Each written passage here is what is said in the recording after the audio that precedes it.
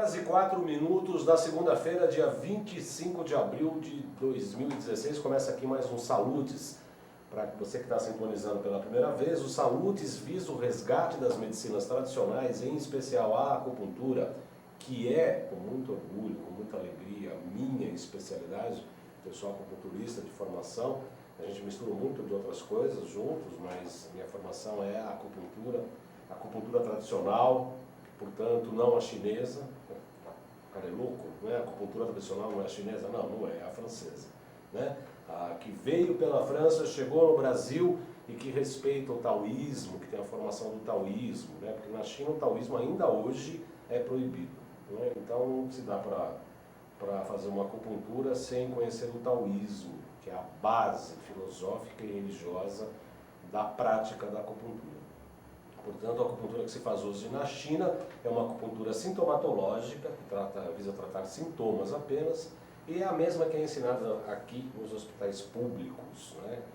E, infelizmente, é uma acupuntura menor, né? Eu diria isso. Eu sou acupunturista tradicional, formado pela Associação Brasileira de Acupuntura, a primeira escola de acupuntura para não orientais, fundada aqui no Brasil em 1958 pelo Dr. Evaldo Martins Leite, que já participou do nosso programa, que é o meu acupunturista também, eu me trato com ele, e a gente defende essa acupuntura mais tradicional, né? A acupuntura, portanto, que veio pelos jesuítas que tiveram lá na China, e aí trouxeram para a França, e aí inseriram na França, e da França veio ao Brasil. Uma acupuntura muito mais tradicional, né? Que pega o pulso, que vê a língua, etc. Tem um colega nosso da ABA que foi para a China recentemente, e aí ele foi no hospital lá, foi pegar no pulso, doutora Marilene Siqueira. E aí os chineses falaram assim, isso até é uma coisa antiga, não se faz mais isso. Inacreditável. Estou falando que eu estou muito sério no programa, então vou começar a contar umas piadinhas e ser um pouco mais... brincar um pouquinho mais, sorrir um pouquinho mais. Eu acho que a crítica procede de pacientes e de internautas. Muito bem, o programa Salutes, aqui tem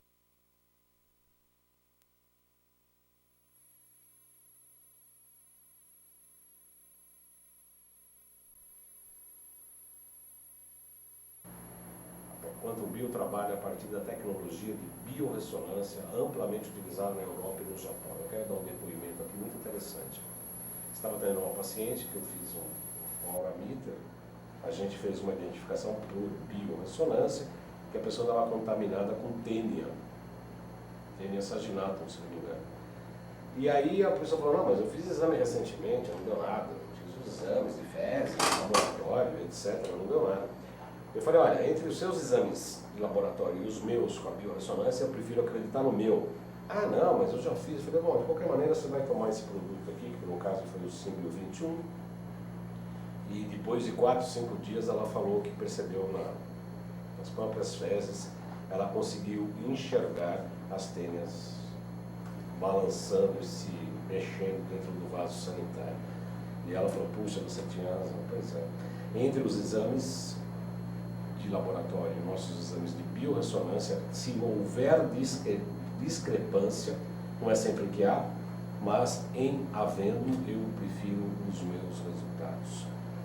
A Quantum Bio oferece para profissionais da área da saúde um método de avaliação, que é isso que eu estou falando, tratamento e acompanhamento terapêutico através de equipamentos, produtos e ciclos de capacitação em biorressonância. Eu não entrei aqui no Face, vou entrar aqui agora para as pessoas participarem diretamente ao vivo desse programa por intermédio da minha página no Facebook, a minha página JC Baldan, João Carlos Baldan. Vou colocar aqui agora, neste momento, tudo ao vivo, tá? Estou no estúdio da AltV para mais um Salutes. Eu entrevisto a doutora Marlene Siqueira, médica, ginecologista, e vamos tratar de DSTs, doenças sexualmente transmitidas. Perguntas por aqui. Então já está aqui no Face, vocês podem entrar na minha página e fazerem perguntas. Aliás, já tem perguntas, viu? Já tem perguntas que fizeram quando fiz a chamada, se a camisinha é porosa ou ela pode ser confiável. Vamos lá, hoje nós vamos falar sobre DST, porque é um assunto que está preocupando a saúde pública, inclusive colegas médicos têm publicado no Face, até hoje mesmo. A doutora Migsa Teixeira colocou uma coisa, uns dados, eu fui atrás, e aí a gente percebeu que estudos indicam que 95% das pessoas admitem a eficiência da camisinha, mas mais da metade da população sexualmente ativa não a utiliza.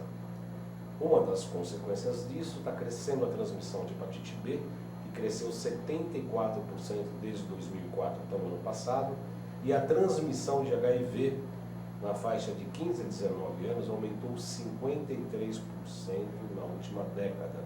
Ou seja, repetindo, nos últimos 10 anos, a transmissão de HIV na faixa de 15 a 19 anos aumentou 53%. O Estado ainda, além disso tudo, no Rio de Janeiro está havendo, no Brasil inteiro, no Rio mais, epidemia de sífilis. No Rio de Janeiro, o maior número de casos das doenças ocorre também em doenças em gestantes recém-nascidos, sem falar nos milhões de infectados por clamídia e gonorreia. Muito bem, para falar desse assunto delicado, eu tenho o prazer de receber aqui nossa amiga, nossa colega de cursos lá da Copa do Rio, inclusive, onde eu a conheci, a doutora Marlene Siqueira, que é médica, ginecologista, estudou em Itajubá, se não me engano. Isso mesmo. Em Itajubá, né? E médica e ginecologista. Muito bem-vinda, doutora Marlene. Sempre, como sempre, é um prazer recebê-la aqui. Muito obrigada pelo convite, né? Boa tarde para os espectadores da UTV. E eu espero contribuir para elucidar as dúvidas e trazer para os participantes e os internautas orientações sobre a prevenção, diagnóstico e tratamento das doenças sexualmente transmissíveis. É fato, né, Baldan, que apesar de conhecermos as maneiras de evitar a transmissão das doenças sexualmente transmissíveis, a mais segura delas, o próprio nome já diz, é o sexo seguro, seria você fazer sexo com um parceiro que você conhece e que ele não tem promiscuidade e que tem os exames realizados, testados e são negativos para as doenças. Isso traz mais segurança para o casal, mas não dá para confiar só na fidelidade do parceiro. Então a gente recomenda, principalmente na fase onde as pessoas estão se conhecendo e até ter esse checklist dos exames das doenças sexualmente transmissíveis e toda essa confiança e cumplicidade que deve haver entre um casal, seja ele homossexual ou heterossexual, para que as pessoas utilizem do método de barreira, que é o preservativo, a famosa camisinha.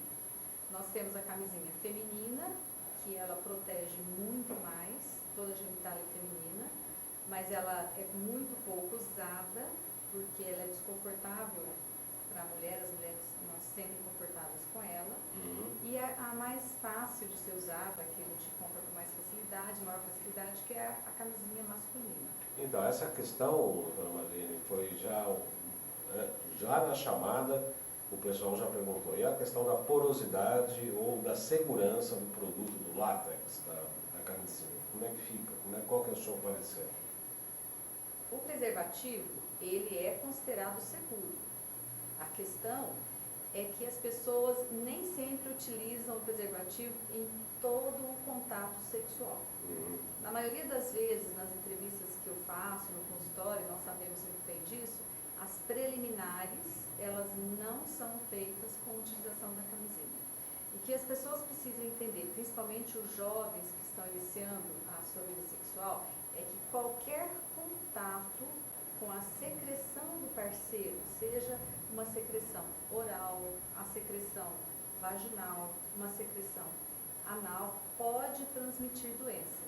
Qualquer secreção. Não é só o esperma, a ejaculação que transmite a doença. Qualquer secreção pode transmitir. Eu quero registrar aqui a participação, a curtição da Juliana Martins e a Dilceia Gonçalves dos Santos, que já curtiram. A Juliana Martins e outras duas pessoas, vamos ver aqui quem está mais aqui, a Dilceia, Oliveira Martins e a Nelma Rosa Bittencourt, colega, psicóloga, amiga. Seja muito bem-vinda, Nelma, é um prazer tê-la com a gente. Doutora Maria, vamos começar então com a hepatite B. Eu queria achar, nós estamos falando com o Sérgio, nunca lembro teu nome, teu sobrenome. Sérgio Oliveira. Às vezes ele dorme, quando eu chamo ele dá uma acordada lá. Sérgio Oliveira, no nosso Twitter.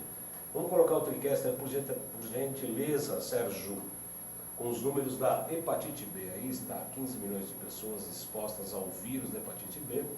Segundo estimativa no Brasil, 7,4% da população. Sem dúvida nenhuma, um número bastante expressivo. 1% destes não apresentam cura espontânea, ocorrem 500 mortes causadas pela doença por ano. E aí nesse gráfico entre 2004 e 2013, 2012 e 2013, nós estamos vendo um crescimento praticamente avassalador, de 10.240 em 2004, aí no seu canto à esquerda do monitor, a 17.814 casos, 17.814 pessoas contaminadas em 2013. Realmente um crescimento avassalador. Por conta do que, doutora Madeleine Siqueira? Por conta de promiscuidade, falta de cuidado? Bom, Baldão, primeiro nós temos que analisar a questão dos dados, Porque, infelizmente, aqui no Brasil, nós ainda não dispomos de um serviço de vigilância que consiga compilar todos os dados para estudo. Provavelmente, no ano de 2004, haviam mais casos que não fizeram parte do estudo. Fica difícil a gente avaliar se houve todo esse progresso, porque é absurdo o crescimento.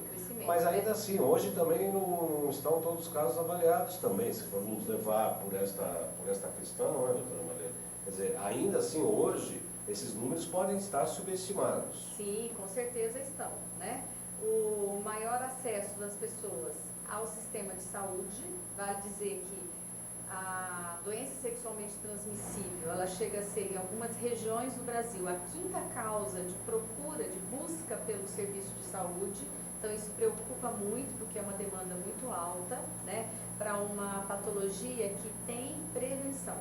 Então, você precisar de usar o serviço de saúde para um problema de saúde que seria totalmente evitável, é falta de estratégias de prevenção e de educação, Em relação à hepatite, ela é causada por um vírus, A transmissão, ela é feita, não vamos falar da hepatite A, que a transmissão é através de contaminação de alimentos, secreções e água contaminada. A hepatite A é uma forma diferente da hepatite, que não cursa com cronicidade e ela passa por um período, a pessoa passa por um período de infecção, pode ter ou não febre, mal-estar, dor epigástrica, diarreia, vômito, sintomas gerais de uma virose e costuma cursar com a esclera de tonalidade escura, por conta do comprometimento hepático, e ela é tida culturalmente como benigna. Inclusive era comum, antigamente, se uma criança tivesse hepatite, a família colocava a criança próximo para pegar a hepatite e já, entre aspas, ficar livre da hepatite. Tipo vacina in loco. Natural, exatamente. Então, deixando a hepatite A de lado, nós vamos falar da hepatite B e hepatite C, que são hepatites consideradas de transmissão sexual. Então, elas são transmitidas através dos líquidos, Pode ser a saliva, pode ser o esperma, pode ser a secreção vaginal e também, infelizmente, através do período gestacional, aonde pode ser transmitido intraútero, via placenta, no final, mais facilmente no final da gravidez, e principalmente no momento do parto. No parto, durante no parto. Quando rompe a bolsa, contatos com os líquidos. Perfeito, os líquidos vaginais e o próprio sangue da mãe, que vai conter o vírus, vai contaminar essa criança. Tá? Isso é muito comum? Não é comum porque é feita uma sorologia, né, naquela mulher que quer engravidar no exame pré-natal, para que a gente detecte essa infecção antes. E se ela não teve oportunidade de fazer antes da gravidez, é feito durante a gravidez, para pesquisar essa doença e, se estiver presente, tomar as medidas usando antirretrovirais, fortalecendo o sistema imunológico dessa mãe e até no momento do parto, escolha também da via de parto para proteger esse concepto, esse recém-nascido. Doutora Marina Siqueira, eu particularmente trabalho mais com a medicina preventiva do que a intervencionista, que é o seu caso, e entre outras coisas, mas também com a prevencionista, que eu sei que a senhora trabalha. No nosso caso, a acupuntura, a gente tem vários pontos para ativar o sistema imunológico, e trabalhamos com os produtos quânticos da Quantum Bio, os símbios, descontaminação, mas principalmente os símbios que funcionam como uma espécie de um antibiótico, entre aspas, frequencial ou natural. Esse trabalho preventivo, ainda que incipiente aqui no Brasil, a senhora vê que cresce, tende a crescer aqui no Brasil e pode ser útil, inclusive, na prevenção da hepatite B e C? Sem dúvida, né, Baldan? Eu acredito muito, eu também utilizo esses produtos, né? Todas as medidas de suporte para melhorar o sistema imunológico, o nível nutricional, a desparasitização, a destoxificação da mulher, vai deixar esse organismo muito melhor preparado e mais resistente para brigar com qualquer tipo de agente infeccioso que queira se aproximar, tanto seja ele bactéria ou vírus. Porque de qualquer maneira o contato sempre vai ter, aqui ou acolá, de maneira direta ou indireta, a gente sempre vai ter contato com agentes infecciosos. Claro, sempre nós estamos sujeitos, né? É óbvio que esses agentes transmitidos sexualmente, eles têm um outro cunho, né? São as doenças sexualmente transmissíveis, mas independente disso, qualquer pessoa está sujeita a outros agentes virais ou bacterianos. Uma pessoa que esteja com o sistema imunológico adequado, o sistema imunológico calibradinho, né? Forte, está ali todos os soldadinhos e tal, baço pâncreas funcionando bem, enfim, tomando até essas medicações aí que podem frequencialmente fortalecer o sistema imunológico. Entrando em contato, é possível não se contaminar ou entrou em contato não tem como não contaminar? Nós sabemos, Baldan, de pessoas, inclusive eu tenho clientes assim, que os parceiros têm a doença e no caso eu cuido das mulheres, né, a mulher não tem a doença. No caso de AIDS, eu tenho cliente que o esposo tem hepatite, então isso é possível sim, né? Tanto a pessoa que tem a imunidade natural bem fortalecida, um nível nutricional bom, ela pode não permitir que o agente infeccioso invada o seu corpo ou também ela pode manter esse agente infeccioso sob controle. Seria a pessoa que tem a contaminação, mas não tem a doença. Porque existe diferença entre a pessoa que tem a presença do vírus e a pessoa que tem a doença. Quando for falar de AIDS, nós vamos explicar bem isso, o que é você ter a presença do HIV e ser um doente da AIDS. Tem uma diferença, né? Agora, na hepatite, vale a pena muito dizer que a hepatite B e a hepatite C, elas têm um potencial de cronicidade muito grande. Então, elas vão lesando o fígado e levando a uma hepatite crônica que não bem cuidada, né? E dependendo da fase onde ela começou e o nível de saúde da pessoa, essa cronicidade vai levando a uma fibrose na célula do fígado, quer dizer, essa célula vai sendo estragada, vai perdendo a sua função e essa fibrose leva até ao carcinoma. Então, a hepatite B ela é considerada uma porta de entrada para o carcinoma hepatocelular. Hepatocelular. Agora nós vamos começar a falar da temível AIDS. Quando surgiu a AIDS, pensava-se que a humanidade ia ser dizimada pela AIDS, fizeram-se campanhas terroristas, inclusive, etc.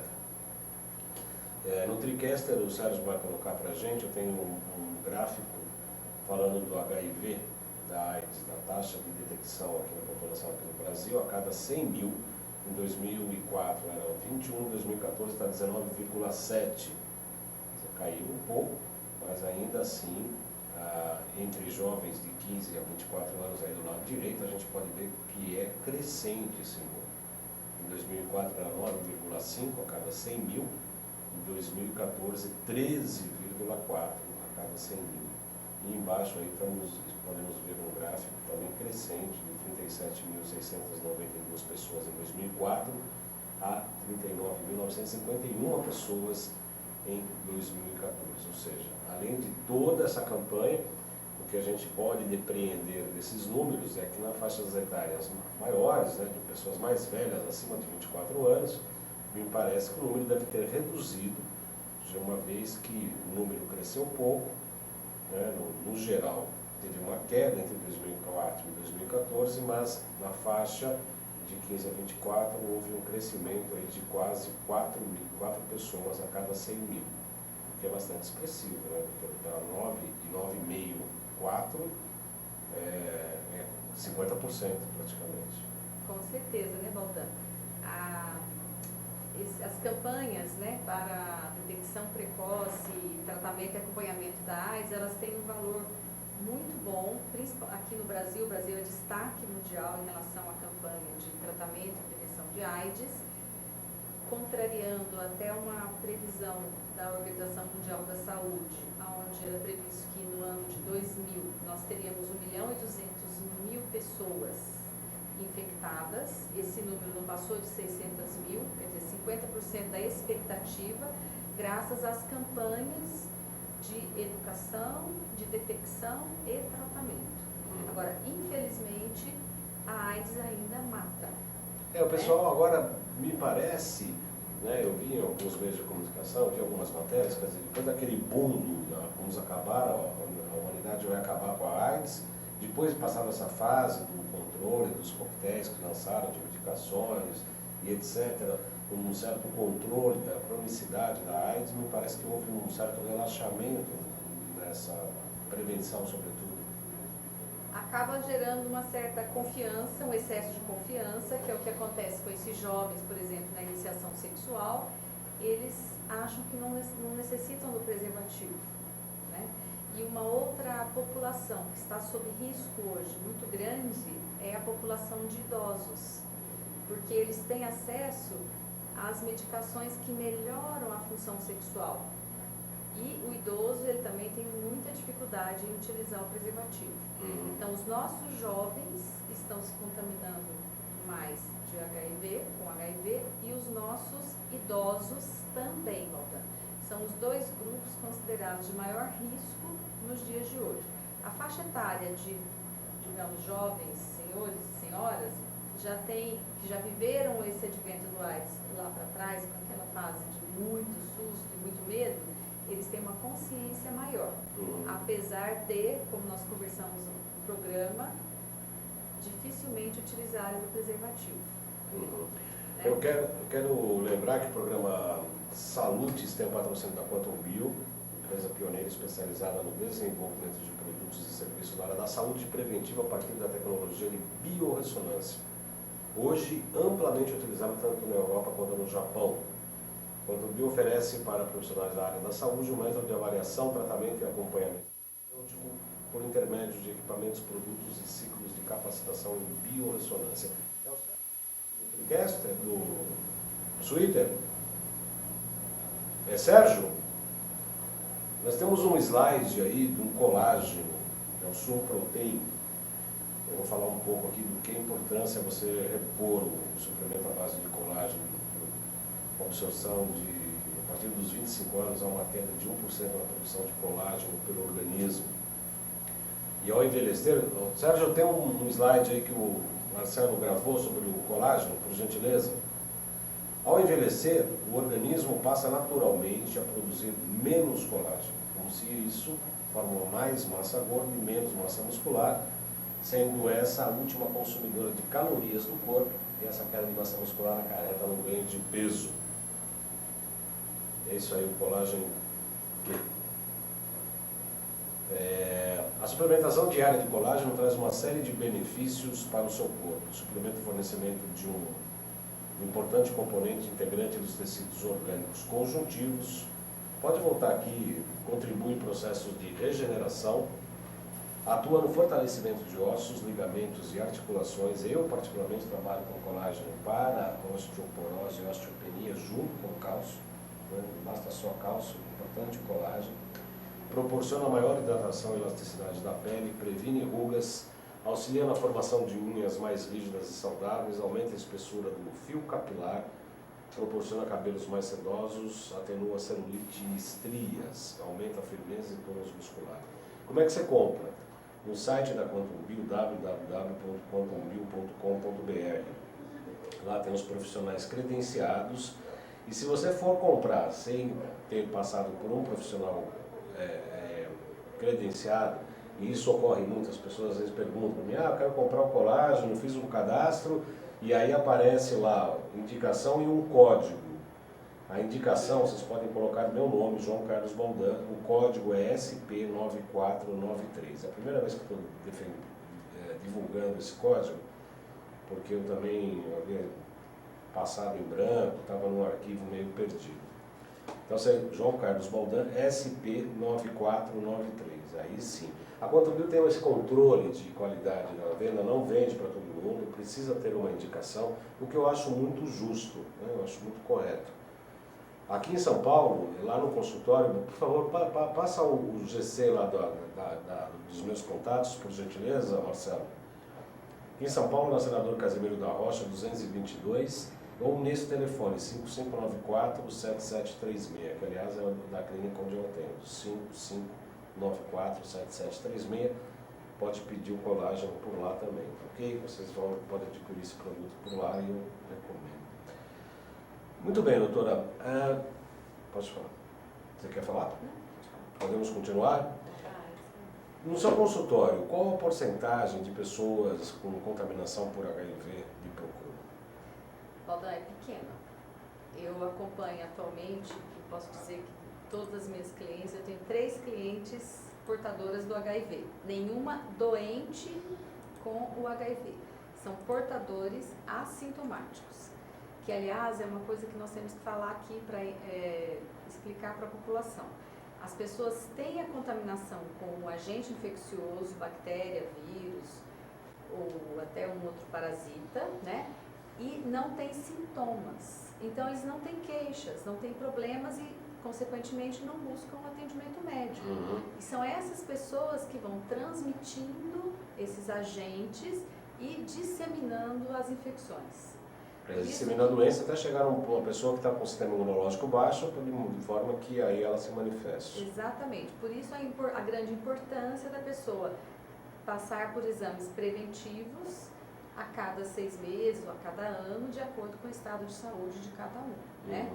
No caso do AIDS, por exemplo, o vírus, ele é o vírus da imunodeficiência, ele atinge o sistema imunológico, ele tem um tropismo, né? Ele tem uma atração pela célula de defesa, que é o CD4, uma célula T, e essa célula é específica para combater bactérias, né?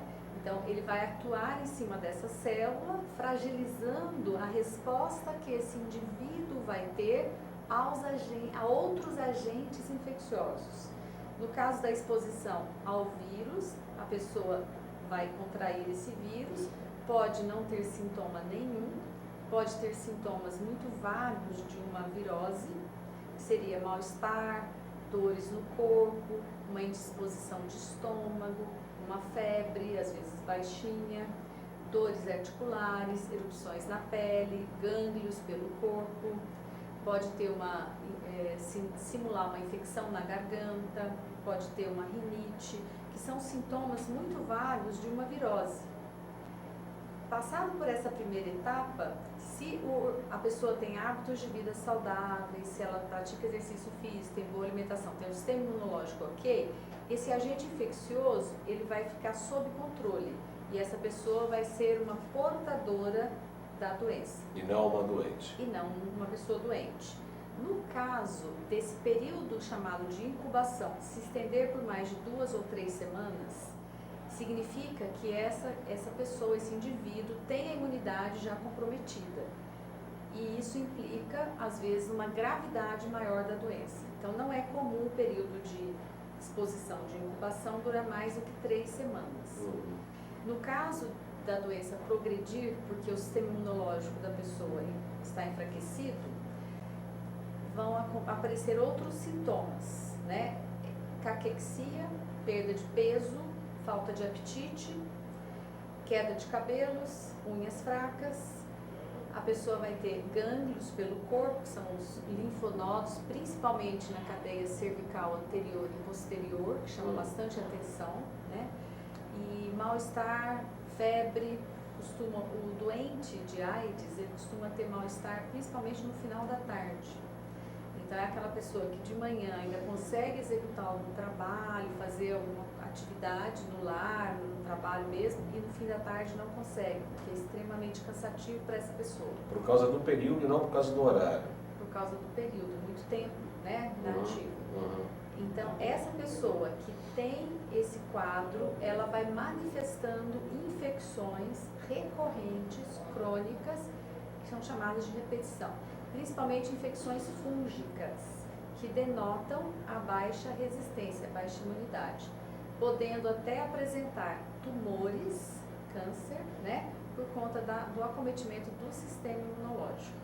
Então, lembrando que, muitas vezes, o que vai proporcionar o diagnóstico da doença AIDS é o aparecimento de uma infecção oportunista, de uma infecção secundária que debilita esse indivíduo e demonstra que existe um agente etiológico por detrás daquele processo. No caso, por exemplo, candidíase. Uma pessoa que manifeste uma candidíase recorrente, candidíase laríngea, né? Alterações na língua, que nós falamos muito, você falou muito bem da acupuntura, né? Então são manchas na língua que demonstram a presença de fungos que estão ligados à manifestação do vírus HIV. A Cristina Tereza Souza disse que já trabalhou em posto de saúde, a população aceitava, naquele período, muito bem a distribuição de camisinhas. A senhora acredita que reduziu esse interesse pela camisinha nos postos? A aceitação, a aderência? Aderência. Então, é o que eu disse antes, depende muito da faixa etária, né? Os jovens, eles têm uma certa rebeldia em utilizar o preservativo, e às vezes eles se esquecem, é quase que uma falta de compromisso. Nós sabemos que é próprio da idade. E a terceira idade, por negação, por achar que pode prejudicar a atividade sexual, existem alguns homens que acham que a camisinha atrapalha a ereção, atrapalha até o orgasmo, tem muito disso, né? E eles não têm o hábito de usar. E eles estão cada dia mais ativos sexualmente. Então, são essas duas populações, tanto o jovem quanto o idoso, que têm maior resistência em utilizar e aceitar o uso do preservativo. Eu quero registrar aqui a presença da Nelma Rosa Bittencourt, a Vivian Castro, Lemos, a Dilcleia Gonçalves dos Santos, Gazela Maria Pigato, Malu Grochoc, Bolsani e a Juliana Martins, que estão aqui participando, curtindo o nosso programa, pelo qual eu agradeço. Bom, falamos de AIDS, falamos de hepatite B, hepatite C. Agora nós vamos falar de sífilis, outra grande epidemia praticamente, acontecendo sobretudo nos casos de gestantes. É uma coisa da sífilis congênita, é um absurdo. Eu quero que você mostre aqui, por gentileza, Marcelo. A gente pode colocar o TriCaster, por favor. Doenças em número, sífilis, estudos dos casos de gestantes com sífilis no Brasil, doutora. Em 2005, 1.863 casos, deu uma queda até 2006, de lá para cá é uma curva ascendente, 6.600, 7.900, 8.700, 10, 300, 14, 17, 21, 25.000 em 2014. De lá para cá passamos mais 2 anos e não temos maiores números.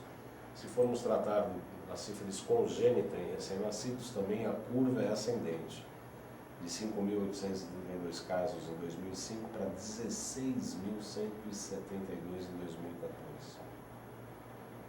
essa evolução da sífilis congênita aí não é a contaminação na hora do parto. Pode voltar, Marcelo, obrigado. Não é na hora do parto, né? Também. Também, mas é a contaminação Também. fechada também pelo sangue da mãe, né? Via placenta. Via placenta. É.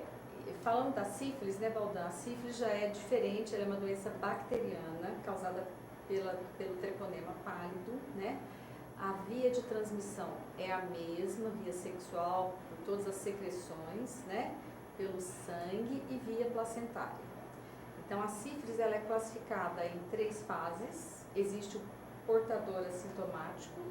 Quando a pessoa se contamina, entra em contato com o agente da sífilis, geralmente tem uma úlcera, uma ferida. Então, é muito importante que todas as pessoas estejam atentas ao quadro álgico, uma dor na região genital, né? Porque pode se tratar de uma primo-infecção, uma primeira infecção pelo treponema pálido, que é o agente da sífilis.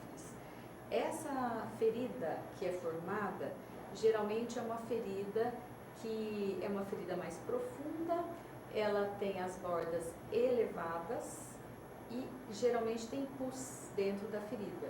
E é uma ferida que dura cerca de 5 a 7 dias, extremamente dolorosa. E além da ferida, pode aparecer um linfonodo, que é um gânglio na região próxima à ferida. Essa ferida pode estar na genitália masculina ou feminina, mas também, no caso do sexo oral, ela pode estar na cavidade oral, na amígdala, no palato, porque foi a região exposta ao agente etiológico. Passada essa fase de 2 a 3 semanas, que vai acontecer primeiro contato, a prima infecção, que também, assim como nas outras doenças, pode estar acompanhado de sintomas vagos, de mal-estar, dor no corpo, febre, dores nas articulações, diarreia, mal-estar gástrico, sintomas inespecíficos de que o organismo está sendo invadido por algo, um agente etiológico. Depois vamos passar por uma segunda etapa da infecção, que seria a sífilis secundária. Então, a primeira etapa, que é a prima infecção, é chamada sífilis primária. A segunda etapa, que é a sífilis secundária, é quando esse agente etiológico, essa bactéria, ganhou a circulação, teve espaço nesse corpo, porque o seu imunológico não conseguiu combater e essa pessoa não teve um diagnóstico para utilizar o tratamento correto, que é a base de antibióticos, né? Essa bactéria ela vai se alojar no fígado, nas articulações, no coração, em órgãos sistêmicos, causando no pulmão, causando a sífilis secundária. Quando essa sífilis secundária é maltratada por uma adesão ao tratamento, por N fatores, N razões, ou porque não foi diagnosticada, ela vai evoluir para uma sífilis terciária ou neurosífilis, que tem um acometimento do sistema nervoso central. Chega na coluna mesmo. Coluna e cérebro, né? Mais comum no cérebro mesmo, manifestando sintomas cerebrais, certo? E que tipo de sintomas, doutora, cerebrais? Diplopia, alterações comportamentais, muitos sintomas relacionados à degeneração do sistema nervoso pela bactéria. Por neurotoxina? Na parte cardiovascular também, pode ter relatos até de aneurismas. Nossa. Entendeu? Pela degeneração, que é uma bactéria, e a reação inflamatória que o nosso organismo faz para se defender e tentar limitar essa bactéria, através das fibroses e tudo mais, vai destruindo o tecido ao redor, né? E aí vai denegrindo, degenerando. No caso da sífilis congênita, que nós vimos aí a progressão mesmo da prevalência, né? Então isso é uma coisa que não deveria estar acontecendo, porque nós deveríamos ter uma assistência pré-natal mais efetiva e mais eficaz. O que acontece é que muitas mulheres ainda estão distantes do pré-natal, por N razões. Falhas no sistema de saúde, falta de acesso, falta de informação. Poder aquisitivo também ou falta de informação? Poder aquisitivo, e é o que mais distancia a mulher do pré-natal. Porque a mulher que tem o poder aquisitivo alto, ela busca o pré-natal. Pré-natal, pelo próprio nome diz, é antes de engravidar. Ela quer um acompanhamento, né? E no caso, como que é feito? todas as gestantes precisam ser testadas para essas doenças, tanto a AIDS, quanto a sífilis e quanto a hepatite. No caso da AIDS, é feito, que eu não comentei, vou voltar, o teste rápido. Então, se a gestante chegou até a 12ª semana no pré-natal, ela pode fazer no posto de saúde um teste rápido para a AIDS. E caso venha positivo, ela é encaminhada para um segundo teste, que é um teste de confirmação, para confirmar ou descartar essa hipótese. Se ela chegar na maternidade, em trabalho de parto, sem portar o resultado do exame ou sem ter realizado o exame, também é feito o teste rápido para poder verificar se ela tem ou não tem a doença ou a contaminação e tomar as condutas para proteger esse recém-nascido. No caso da sífilis é a mesma condição. É feito o exame de VDRL no começo da gestação, no primeiro trimestre, e obrigatoriamente nós fazemos esse exame novamente mesmo. O que é VDRL? É o Venereal Disease Research Test, né? Que vai pesquisar a presença da bactéria. É um teste sorológico que pesquisa pra os sífilis. Anticorpos contra a sífilis. Contra a sífilis. É que você passou para a AIDS e voltamos para a sífilis. Agora estou na sífilis de novo, perdão. Então, o exame de VDRL vai pesquisar a presença da sífilis. E ele é repetido obrigatoriamente no último trimestre da gravidez. Então, o ideal é que seja feito no começo da gravidez e pelo menos um no final. Agora, a sífilis era uma doença que, quando eu ouço falar de sífilis, parece uma coisa tão antiga, tão, né, aquela coisa que, Segunda Guerra Mundial, né, as pestes que varriam a Europa, aquela promiscuidade, de falta de questões sanitárias, Idade Média, né, uma coisa meio... O que voltou? Pelo advento da própria AIDS, porque com a imunodeficiência do sistema, do organismo, outras infecções oportunistas vão aparecer. Nós estamos vivendo agora uma época onde a tuberculose, que estava completamente dominada, né? ela retornou e está resistente aos antibióticos. É isso que é uma questão fantástica, né, que a gente tem falado isso, a gente costuma brincar que cada hospital tem a sua bactéria de estimação, né, bactérias de vírus de estimação. Você entra na UTI, você entra no hospital, você precisa tomar, né, tem que rezar para ir no Pai de Santo, que a coisa fica feia, nos hospitais principalmente, porque é óbvio que ali é um meio de cultura, né? Meio de cultura de vírus e bactérias. E não vejo, né, cada vez mais, não vejo outra saída a não ser fortalecer o sistema imunológico, seja o que for. É tuberculose, é sífilis, é hepatite.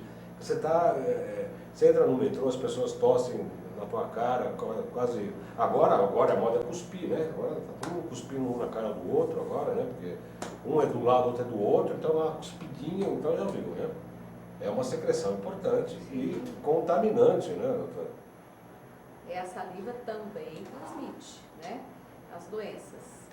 Então, isso a pessoa precisa ter educação, são medidas comportamentais, né, Valdão? Tanto na higienização das mãos, como uma cuspidinha também, né? Então, voltando para a nossa sífilis congênita. Congênita, né? Isso. Que é o diagnóstico é feito durante a gravidez e o tratamento, né? Para evitar que esse agente etiológico chegue até o bebê e se manifeste no recém-nascido. É possível, dentro da placenta, fazer um ambiente isolado, mesmo com uma mãe contaminada? A transmissão da bactéria, ela acontece mais pelo último trimestre da gravidez. Mas se a mãe estiver muito contaminada e muito debilitada, ela vai poder apresentar até abortamentos.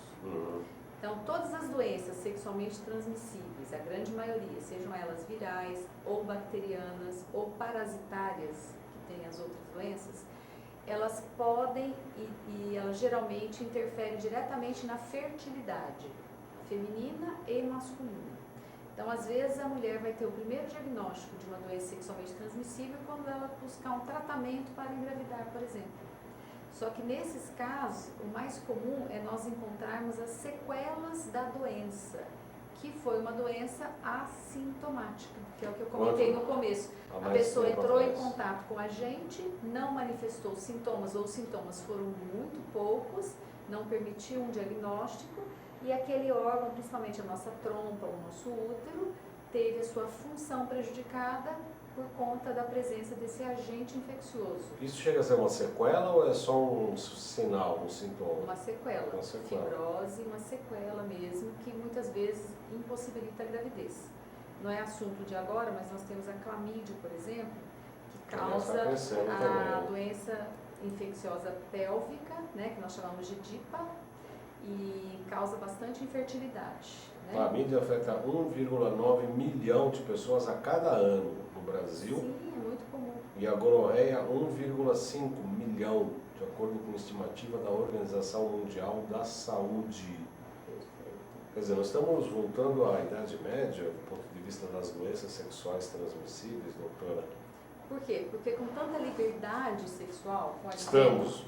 Sim, estamos. Com o advento da pílula anticoncepcional e toda a liberdade da mulher, ela se expôs mais à prática sexual e, consequentemente, deveria se tomar mais cuidado com as medidas de precaução, coisa que não está acontecendo. E com a presença das doenças que debilitam o sistema imunológico, principalmente a AIDS, possibilitou o retorno da sífilis e agora da tuberculose, que é o que nós estamos comentando. Na verdade, são medidas higienodietéticas, né, e educacionais que nós precisamos transmitir para os nossos filhos nas escolas, e existe todo aquele tabu que nós comentamos no último programa em relação à sexualidade, onde a família no Brasil não orienta adequadamente, a grande maioria pelo menos, os filhos sobre a sexualidade e, consequentemente, não orienta sobre a prevenção das doenças. Delega essa função, na maioria das vezes, para a escola nem sempre tem liberdade para falar da maneira como deveria, porque a família também pode achar que a escola está exagerando na dose, está insinuando e induzindo a prática sexual. Então, que não é verdade. Que não é verdade, óbvio. Então, aquele jovenzinho, ele fica perdido em termos de iniciação sexual e de medidas de proteção. Mas a grande sacada, além de ser o cuidado com as medidas que fortalecem o sistema imunológico, diria ficar forte contra tudo e contra todos, com alimentação, desparasitação, desintoxicação, que é a nossa medicina preventiva. Que é o nosso trabalho, né, doutora? Também o trabalho educacional, com a orientação dos nossos jovens, né, com o uso, primeiro a escolha dos parceiros, né, e o uso das medidas de prevenção. É muito interessante, eu tenho um paciente que tem uma certa atividade sexual intensa, eu diria, jovem, bonito, rico, etc. E aí apareceu entre um tratamento e o outro uma contaminação por HPV. O cara ficou doido, né? Mas não sabia qual das três naquela semana seria a dita cuja. Falei, agora não adianta, agora tem que tratar, né? E aí a gente começou a trabalhar com os produtos, principalmente com o Símbio 21, e tá, assim, ainda está reduzido, mas são 3, 4 meses de tratamento no mínimo, né, para poder ter uma resposta de desativação, porque a contaminação se deu, né? Agora a gente vai desativar por intermédio da nossa técnica, etc. Mas a gente vê o quanto que isso, né, o poder aquisitivo alto, pessoas, né, não é pobrezinho desinformado, é gente com informação, Sim. Poder aquisitivo alto, e que a gente vê que como é que nessa faixa social também está havendo uma proliferação dessas doenças sexualmente transmissíveis. O que me faz pensar um pouco, né, aquela coisa do psicológico, do ponto de vista do proibido, né? Antigamente, na época, a gente via uma perninha ali da moça, a gente queria ver, né, embaixo, põe um espelhinho no pé, né? Opa, deixa eu ver. Era uma loucura, né? Aquela coisa de você querer muito e tal. Quando a coisa está muito exposta, fica uma coisa meio vulgar e fica muito mais solta, eu diria assim. Então, eu acho que é um pouco que a gente está vivendo também. Ou não? Muita liberdade? Não é liberdade, é muito acesso, muito fácil. Liberdade não seria, eu acho que facilidade talvez. Mas eu acho que sim, estamos vivendo uma era onde existe muita facilidade, muita liberdade, inclusive até em relação à preferência sexual, ao gênero, né? Então, hoje em dia, os nossos jovens, eles passam por situações onde eles experimentam de tudo, sexualmente falando. E isso expõe às doenças, né? Porque é óbvio que se houver uma escolha dos parceiros e uma preferência, a exposição às doenças vai ser muito menor, sem dúvida. Esse seu cliente, que você disse que numa semana ele teve 3 parceiras, novas. Então, aí você vê que isso é uma relação que gera mais risco, com certeza. Não só para ele, como para todas que ele vier a se relacionar, né? Mas o importante dizer, Baldão, que a sífilis, por ser bactéria, ela é tratada com antibiótico. E o antibiótico de escolha é a penicilina, que é de baixo custo, de fácil acesso, cura a sífilis. Entendeu? Então, no caso da sífilis... A velha e boa penicilina. Exatamente. Nós vamos ter a cura com a penicilina. Né? E a grande importância é diminuir aquela manifestação que você mostrou na transmissão congênita. Né? Quer dizer, então, dentro do geral, né, quer dizer, que a gente pode orientar no sentido de prevenção, né, doutor? Primeiro, nutrição, descontaminação de metais, vírus, bactérias, protozoários, porque dessas demandas... Que nós vamos dizer que o metal tóxico, ele incomoda o sistema imunológico. Ele deprime, né, o sistema imunológico. Por quê? né? Porque o nosso sistema imunológico ele foi preparado para nos defender de fungo, vírus e bactérias e parasitas, vermes. Isso. Ele não foi preparado para lidar com as toxinas ambientais, porque lá nos primórdios da vida na Terra não tinha toxina nessa proporção que nós temos hoje. Nem tantos metais, nem as amigas, nem as amálgamas, nem... conservantes, edulcorantes, as substâncias químicas que nós temos hoje em dia. Sem contar a radiação, né? Sem contar a radiação. Hoje eu desliguei um problema na internet. Aliás, hoje é um dia maravilhoso. Maravilhoso, além de entrevistar você, a doutora Marlene, que já é um grande privilégio. Fui resolver o negócio da net, eu resolvi ligar o meu cabo direto no computador, tirei o Wi-Fi, não tem mais Wi-Fi na minha casa, acabou, não tem mais. Eu preciso do Wi-Fi, vai na esquina, na padaria, no restaurante, no hotel, aqui na minha casa não vai ter mais Wi-Fi. Acabei. Tá faltando a fonte, precisa resolver não sei o que, não vai resolver mais nada, acabou o Wi-Fi, não tem mais Wi-Fi na minha casa, pronto. Também a radiação. E sem contar vírus, bactérias, protozoários, né? Tênias, etc., parasitas, né, que também deprimem o sistema imunológico, que vão estar preocupados e trabalhando por conta de parasitas, por exemplo. Sim, né? E esses parasitas também vale a pena a gente ressaltar que eles, por habitarmos, viver dentro do nosso corpo, eles também estão expostos a esses mesmos agentes, que seriam os poluentes. Então, os parasitas também estão se mudando, se transmutando em novos seres, por isso eles não se manifestam mais tão facilmente e não são tratados com as terapias convencionais. Dificilmente nós vemos hoje o relato de pessoas que eliminou verme espontaneamente, o que era muito comum há 20, 30 anos atrás. O que é muito interessante, que eu também andei estudando e lendo, doutora Marlene, é que isso também, a mutação dos vírus e bactérias, a gente acha que os vírus e bactérias mudando, eles são do mal, né? Eles mudam. É a própria vida, como nós, né? Sim. Como todo mundo. A vida vai se adaptando. E o vírus e bactéria está sendo atacado por antibióticos e os nossos produtos que não atacam diretamente, mas desativam, né? Desativam, faz com que eles se modifiquem. Né? Se modifiquem para poder sobreviver, obviamente. Eles estão fazendo o papel deles, né? Não tem nada de mal nisso, né? Não é coisa do demo, coisa do diabo, não tem nada disso. Absolutamente nada a ver. Eu gosto muito do professor Cunil Minamoto quando ele fala que os produtos de ressonância, né, é como se fosse numa festa infantil com as criancinhas. Você deve ter ouvido isso, obviamente. As criancinhas estão ali, em vez de uma música infantil, você coloca uma música clássica, um tango, um bolero, elas começam a ficar incomodadas, né? Opa, daqui a pouco, se continuar a música ruim, elas dão no pé. Que é exatamente o que a ressonância, a frequência inversa ou dissonante faz com ele, né? A gente toma uma frequência dissonante, os bichinhos ficam tudo, opa, não é a musiquinha que eu quero dançar, né? Então eu preciso procurar outra praia. E aí acaba se picando.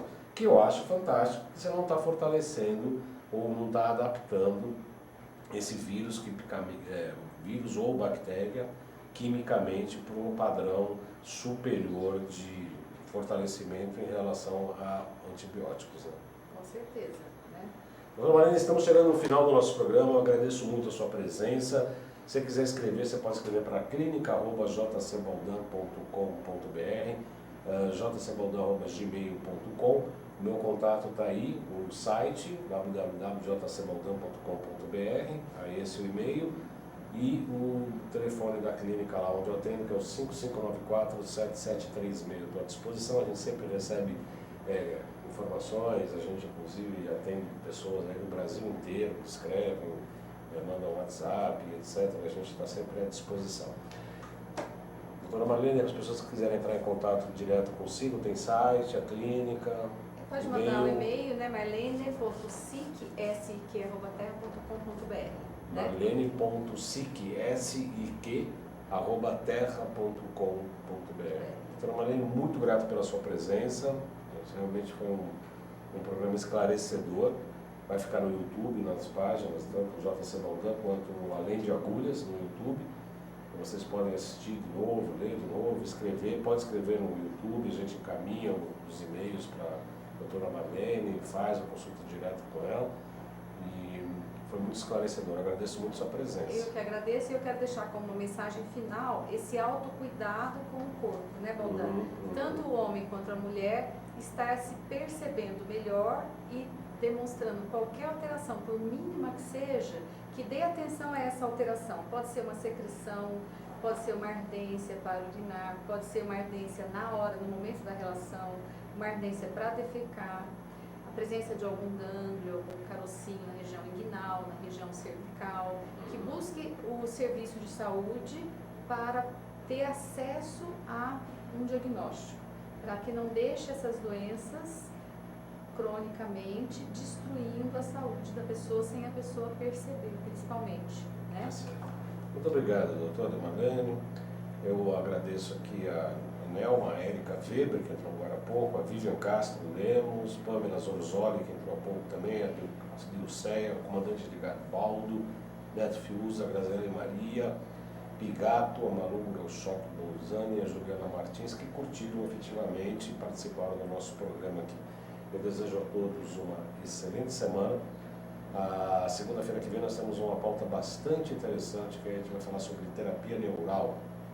Muito interessante e algo que eu também estou estudando. Quero, inclusive, fazer uma prática clínica e utilizar a procaína nos pontos de acupuntura subepitelial. Eu estou bastante entusiasmado com esses resultados aí, que fantástico, né?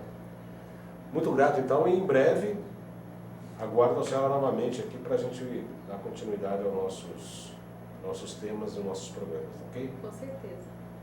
Uma boa semana a todos e até segunda.